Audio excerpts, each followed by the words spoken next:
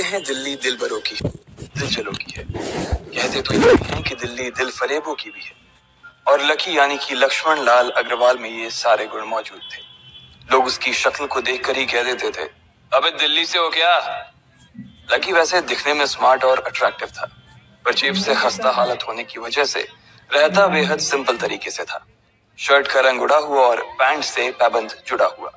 कहने को तो उसकी उम्र के लड़के दिल्ली की सड़कों पर रात को मोटर बाइक दौड़ाते थे, लेकिन लकी उर्फ लक्ष्मण लाल अग्रवाल सिर्फ कमरे से कॉलेज, कॉलेज में पढ़ाई और गर्लफ्रेंड डिंपल के साथ थोड़ा वक्त बिताना, फिर कॉलेज से दुकान, दुकान से जब होम डिलीवरी आए तो वहां, और फिर घर चला जाता था। हाँ, कभी कभी जब वो किसी लड़के को खाली सड़क पर मोटर बाइक दंदनाते हुए देखता तो कहता, एक दिन अपना टाइम भी आएगा जब मैं चश्मा लगाकर बैठूंगा और पीछे डिंपल को बैठाऊंगा। देखना, जब वो मेरी कमर में अपना हाथ कसेगी और मैं तेजी से मोटरसाइकिल को इंडिया गेट के आसपास दौड़ाऊंगा, तो सारे दिल्ली का दिल हम दोनों को देखकर चलेगा। दुकान में रखा हुआ बर्नॉल भी काम नहीं आएगा। लकी ने कहा और अपने हाथ में बर्नॉल की क्रीम को दबा दिया। जैसे ही उसने क्रीम को दबाया, उस क्रीम बाहर आ गई। अबे गाजे क्या कर रहा है? वो कोई स्पंज की गेंद है क्या जो उसे दबा रहा है? दुकान के मालिक ने उससे फटकारते हुए कहा और उसके सर पर एक चपत लगा दी।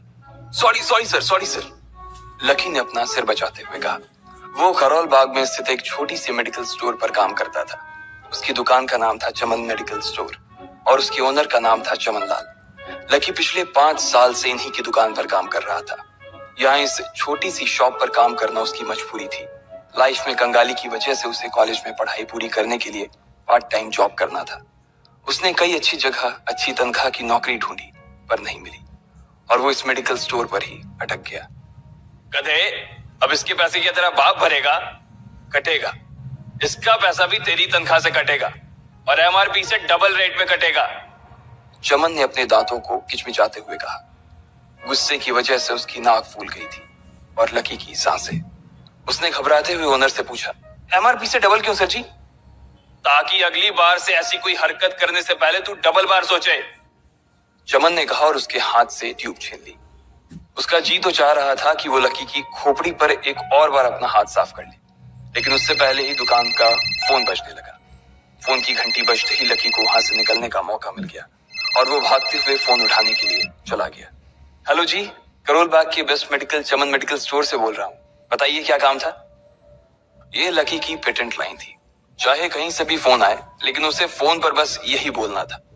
जैसे ही इधर लकी ने अपनी बात कही, उधर से जवाब आया, मैं ब्लूमिंग नाइट होटल के कमरा नंबर 303 से बात कर रहा हूँ। एक छोटा सा ऑर्डर है, नोट करो और जल्दी से होटल पर डिलीवर करवा दो। वो एक लड़के की आवाज थी। उसकी आवाज में काफी भारीपन और एक अजीब सी जल्दबाजी थी। जैसे ही लकी ने वो आवाज सुनी, पता नहीं क्यों उसे वो आवाज जानी पहचानी सी लगी। जी सर, बताइए आपका क्या ऑर्डर है? हाँ तो लिखो, हार्ट प्ले के 2 पैकेट और 1 पैकेट टिश्यू। लकी जो कि अपना पेन लेकर खड़ा था, हार्ट प्ले का नाम सुनते ही झिझक गया। असल में हार्ट प्ले नाम का एक कंडोम आता था और इसलिए उसका नाम सुनते ही लकी शर्मा गया था। इतने साल से भी मेडिकल की स्टोर पर काम करने के बाद उसे इन चीजों का नाम सुनने में शर्म आती थी। हेलो भाई, लिखा कि नहीं लिखा?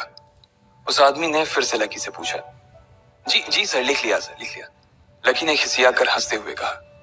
लिख लिया तो फिर लेकर निकल, उस लड़के ने कहा। उसकी आवाज सुनकर ना जाने ऐसा क्यों लग रहा था कि वो बहुत बड़ा आदमी था। जी सर, लेकिन सर बाहर तो बारिश हो रही है, लकी ने कहा। उसने देखा कि बाहर बहुत तेज बारिश हो रही थी। उनकी दुकान के सामने पानी भर गया था और तेज हवाओं की वजह से चमन मेडिकल स्टोर का बोर्ड भी गिर गया था। लकी को लग रहा था कि वो इतनी तेज बारिश में अभी एकदम से तो नहीं निकल पाएगा, तो उसने उस लड़के को समझाते हुए कहा, सर मैं ऑर्डर तो ले आऊंगा पर थोड़ा टाइम लग जाएगा, बारिश थोड़ी थम जाए। अब इससे पहले कि वो कुछ आगे बोल पाता, फोन पर लड़का बोल पड़ा। तुम्हारे मालिक को पता है कि तुम मल्होत्रा जी के लड़के को मना कर रहे हो? हाँ पता है, बारिश हो रही है, इसलिए सारा सामान अच्छे से थैली में पैक करके लाना और लेट नहीं होना चाहिए, समझे? उस लड़के ने कहा और इससे पहले कि लकी आगे कुछ कह पाता, उसने फोन काट दिया। उधर से लकी के दुकान का ओनर उसे घूर कर देखा जा रहा था। लकी के हाथ में पेन और पेपर देखकर ही वो समझ गया था कि उसके पास कोई ऑर्डर आया था। आज वैसे भी इतनी बरसात होने की वजह से सुबह से इक्का दुक्का ग्राहक ही दुकान पर आए थे। ऐसे में उसकी दुकान का मालिक एक भी ऑर्डर को छोड़ना नहीं चाहता था। वो लकी को देख रहा था और लकी बारिश की ओर देख रहा था। बारिश का बहाना नहीं चलेगा, जाना पड़ेगा, चमन लाल ने कहा। मैं बहाना नहीं कर रहा सर, थोड़ी बारिश धीमी हो जाए तो मैं चला जाऊंगा। अभी आप खुद ही देखिए कितनी तेज बारिश है। वो पता नहीं कोई मिस्टर मल्होत्रा का कोई बेटा कुछ ज्यादा ही जल्दी में था। मैं साइकिल से तो पहुंच नहीं पाऊंगा इतनी जल्दी। लकी ने उनकी ओर देखते हुए कहा। क्या कहा? मिस्टर मल्होत्रा जी का बेटा? तू मेरी दुकान बंद करवाएगा क्या? अभी के अभी निकल उनका ऑर्डर लेके।